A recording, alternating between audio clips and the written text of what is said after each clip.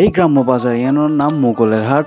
বেগুন হাসে ইয়ান মলার নামে পরিচিত, যা চট্টগ্রামের রাঙ্গুনিয়া উপজেলার মধ্যে অবস্থিত।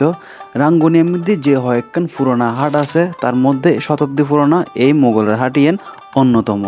ইয়ান রাঙ্গুনিয়ার ডিএন ইউনিয়নের মধ্যে অবস্থিত। হাট ইয়ানোর এক পাশে ফজ্জি 2 নম্বর হোসনাবাদ ইউনিয়ন এবং আরেক পাশে ফজ্জি 3 নম্বর স্বনির্ভর রাঙ্গুনিয়া ইউনিয়ন।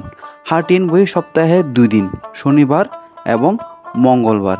স্থানীয় মানুষের বাস অনুযায়ী 2 নম্বর হোসনাবাদ ইউনিয়নের মধ্যে কিছু মোগল বংশধর অকল আসিল, আর এর তুনিয়ানোর নামকরণই মোগলের হাট। সহজ সরল গ্রামীণ জীবনের প্রতিচ্ছবি অনরা হাট ইয়ানোর মধ্যে আইলে দেখিতে পারিবেন।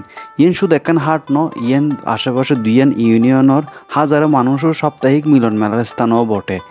এন্ড অনরা মৌসুমি বিভিন্ন ধরনের ফল ফলাদির পাশে পাই যাবেন গুইন ফ্রেশ কৃষকসকল চাষ করা তরিত হারে। কারণ স্থানীয়ভাবে মানুষ যথেষ্ট পরিমাণ ক্ষেত হামল করে, এটার ক্ষেত্রে জিনিসই ওনারা পাইবেন, যার কারণে কৃষকসকল কম দামে একদম ফ্রেশ জিনিসই পাইতে হয়। আর এক পাশে একখান মাছ বাজার আছে। মাছ বাজারের মেয়াজের তেসেতে প্রায় মাছ শেষের দিকে আসিল, কারণ বৃষ্টির হাওনা যেতে যেতে তাতে 12টা বাজে গিয়ে কই।